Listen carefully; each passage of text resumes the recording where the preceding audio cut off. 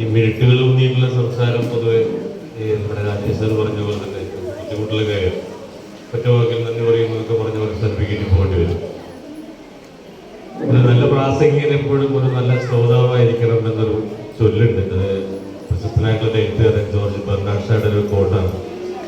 അതുകൊണ്ട് തന്നെയാണ് ഞാൻ ഈ പ്രസംഗങ്ങളെല്ലായിടത്തും പോയി കഴിഞ്ഞാൽ വേദിയിലിരിക്കുന്നതിന് പകരം സദസ്സിലിരിക്കാണ് പതിവ്.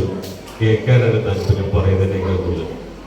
അപ്പോൾ ഇത്ര നേരം പറഞ്ഞ ഇത്ര നേരം കേട്ട കാര്യങ്ങളിലൊക്കെ വളരെ നല്ല കണ്ടന്റുകളും നല്ല ആശയങ്ങളുമായി സോഷ്യൽ മീഡിയ നമ്മളെയൊക്കെ അതിക്രമിച്ച് നമ്മളൊപ്പം നിൽക്കുന്ന അല്ലെങ്കിൽ നമ്മളെക്കാൾ ഉയരത്തിൽ നിൽക്കുന്ന ഒരു കാലഘട്ടത്തിൽ ഈ കണ്ടന്റുകളുടെ ലോകത്താണ് നമ്മളൊക്കെ ജീവിക്കുന്നത് അല്ലേ. കണ്ടന്റുകൾക്ക് വേണ്ടിയാണ് യൂട്യൂബർമാരാണെങ്കിലും ബ്ലോഗർമാരാണെങ്കിലും ജീവിതത്തിലുമൊക്കെ നമ്മൾ തേടിക്കൊണ്ടിരിക്കുന്നത്.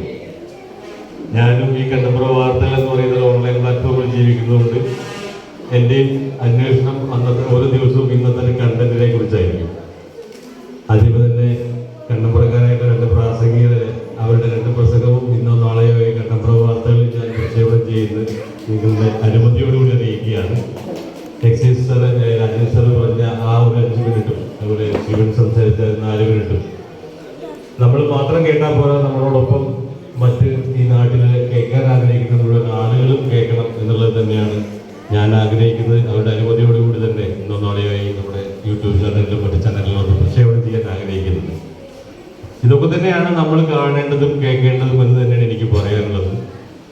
ഈ ലോകത്ത് കൊടുത്തുപോകാൻ സ്നേഹവും കുറച്ച് കരുതലും മനസ്സിലൊരു നന്മയൊക്കെ ഉണ്ടെങ്കിൽ ഒരുപാട് കാര്യങ്ങൾ ഇനിയും ചെയ്യാമെന്ന് ദിനംപ്രതി തെളിയിച്ചുകൊണ്ടിരിക്കുന്ന കണ്ണമ്മയുടെ SNDP ശാഖ ഓരോ ദിവസവും വ്യത്യസ്തമായ പരിപാടികൾ കൊണ്ട് ഓരോ പ്രാവശ്യവും നമ്മൾ ഞെട്ടിച്ചുകൊണ്ടിരിക്കുകയാണ്. ഇപ്പോൾ ഓപ്പറേഷൻ സിന്ദൂറിന്റെ സീസ്ഫയർ നടക്കുന്ന ഈ സമയത്ത് അതിൽ പങ്കെടുത്ത 2 സൈനികരെ ആദരിക്കാൻ ശ്രമിക്കുന്നു. നമ്മുടെ കൂട്ടത്തിലുള്ള കുട്ടികളിലെ വിജയികളെ കണ്ടെത്തി അനുമോദിക്കാൻ ശ്രമിക്കുന്നു.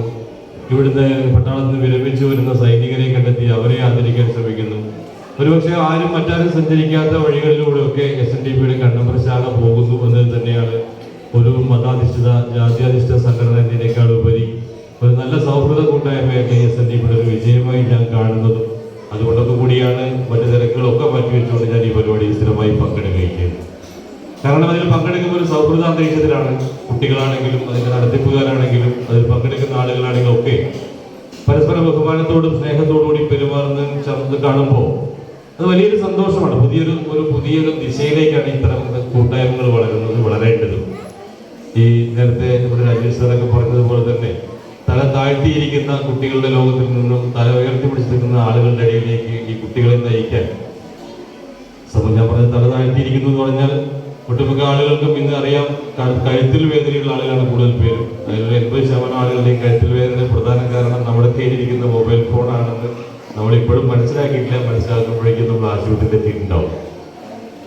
എന്തായാലും അങ്ങനെ ഈ ലോകം ഈ 8 സ്ക്രീനിലേക്ക് മാത്രമായി ചുരുങ്ങിപ്പോയ ലോകത്തിന്റെ മുമ്പിലേക്കാണ് ഇത്തരം നല്ല പരിപാടികൾ കൊണ്ട് SNDP കൊണ്ടുവരുന്നത്. അതിന്റെ എല്ലാ അണിയറ പ്രവർത്തകരെയും അതിനെ സപ്പോർട്ട് ചെയ്യുന്ന നമ്മുടെ ബാംഗ്ലൂരിലുള്ള ഗംഗേട്ടപ്പനോട് വന്നു. അത്തരം ആളുകളൊക്കെ ഇത്തരം നന്മകൾ കണ്ടുകൊണ്ടാണ് നിങ്ങളെ സപ്പോർട്ട് ചെയ്യുന്നത്. അവരെ എല്ലാവരെയും ഇത്തരത്തിൽ എൻ്റെ സ്വന്തം പേരിലും ഞങ്ങളുടെ സ്ഥാപനത്തിന്റെ പേരിലും കണ്ണംപററി വാർത്തകളുടെ പേരിലും ഈ നാടിന്റെ പേരിലും ഒക്കെ അഭിനന്ദിക്കാൻ ഈ ഒരു അവസരം ഞാൻ ഉപയോഗപ്പെടുത്തുകയാണ്.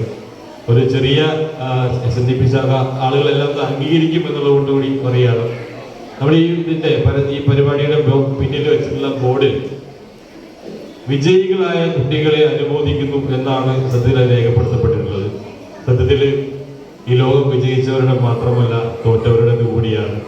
എന്തെങ്കിലും കാരണവശാൽ നമ്മുടെ ഇടയിൽ ആരെങ്കിലുമൊക്കെ തോറ്റു പോയിട്ടുണ്ടെങ്കിൽ, ഏതെങ്കിലും കുട്ടികൾക്ക് മാർക്ക് കുറഞ്ഞു പോയിട്ടുണ്ടെങ്കിൽ അടുത്ത തവണ നിങ്ങൾ അവരെ കൂടി പരിഗണിക്കണം.